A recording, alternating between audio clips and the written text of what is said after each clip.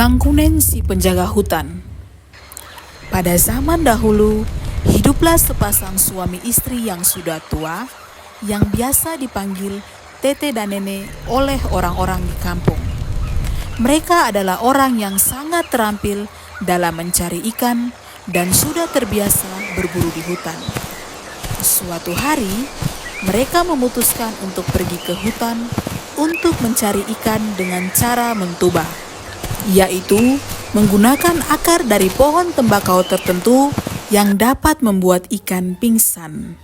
Teknik ini telah digunakan turun-temurun oleh orang-orang di kampung mereka. Saat matahari mulai meninggi, mereka sampai di sebuah sungai yang jernih di tengah hutan. Tete dengan cekatan menggiling akar tembakau, mencampurnya dengan air, lalu menuangkannya ke sungai. Dalam hitungan menit, ikan-ikan mulai mengapung ke permukaan. Dengan sigap, mereka menangkap ikan-ikan yang pingsan itu dan memasukkannya ke dalam keranjang rotan yang mereka bawa. Setelah berhasil mendapatkan banyak ikan, mereka membuat perapian kecil di tepi sungai. Mereka menyalakan api, membakar beberapa ikan untuk dimakan, dan setelah perut mereka kenyang, mereka mengambil wati, sejenis minuman keras yang terbuat dari tanaman wati. Angin sepoi-sepoi bertiup lembut. Suara gemercik air sungai membuat mereka semakin nyaman. 1 teguk, 2 teguk, 3 teguk. Hingga akhirnya mereka mulai merasa mabuk. Perlahan, mata mereka tertutup dan mereka tertidur lelap di tepi sungai dengan api perapian yang masih menyala di samping mereka. Di tengah keheningan malam, langkah kaki berat terdengar mendekati mereka. Di balik pepohonan yang besar, muncul sosok tinggi besar dan botak. Tubuhnya tegap, kulitnya seperti kayu yang keras, dan tatapannya tajam seperti elang.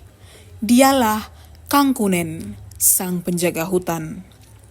Orang-orang desa sering mendengar kisah tentangnya, tetapi tidak banyak yang pernah melihatnya secara langsung. Ia adalah roh penjaga yang dipercaya melindungi hutan dari kerusakan, menjaga keseimbangan alam, dan menghukum siapa saja yang merusak keharmonisan hutan. Melihat Tete dan Nenek tertidur pulas karena mabuk, Kangkunen merasa ingin mengerjai mereka. Dengan langkah tenang, ia mengambil akar rotan, lalu memanaskannya di atas api perapian yang mereka buat. Setelah akar rotan cukup panas, ia menyentuhkannya perlahan ke leher Tete. Aduh!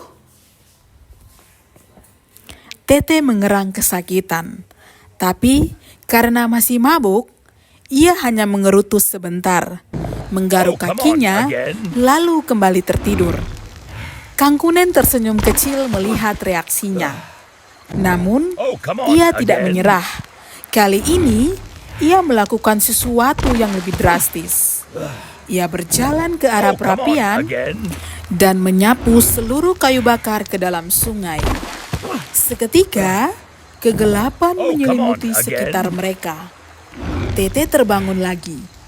Mereka kedinginan karena api yang sudah padam.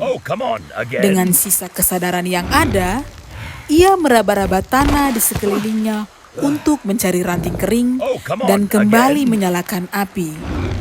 Begitu api mulai menyala, Kangkunen kembali melemparkan kayu bakar itu ke dalam sungai. Tete kebingungan. Ia merasa ada sesuatu yang aneh, tetapi pikirannya masih kabur karena pengaruh wati. Ia berulang kali mencoba membuat api, tetapi setiap kali berhasil, api itu selalu lenyap dengan cara yang misterius. Hingga akhirnya, dalam usaha kesekian kalinya untuk menghidupkan api, Tete menoleh ke samping. Dan di sanalah ia melihat sosok tinggi besar berdiri di sampingnya. Kangkunen menatapnya tajam. Tete yang masih setengah mabuk terkejut bukan main. Dalam refleks panik, ia meraih sebatang kayu yang ada di dekatnya dan mengayunkannya keras-keras ke kepala Kang Kunen. Kang Kunen terjungkal ke belakang. Keseimbangannya goyah. Ia terjatuh ke dalam air terjun yang berada tidak jauh dari sana. Tete terengah-engah, mencoba memahami apa yang baru saja terjadi. Namun, karena masih dalam keadaan mabuk, ia pun kembali tertidur pulas di tepi sungai. Keesokan paginya, Tete dan Nenek terbangun dengan kepala yang masih pusing akibat mabuk semalam. Mereka saling berpandangan, lalu mengingat kejadian aneh yang mereka alami. Dengan membawa ikan hasil tangkapan mereka, mereka bergegas kembali ke kampung dan menceritakan kejadian tersebut kepada semua orang. Orang-orang kampung terkejut dan takjub.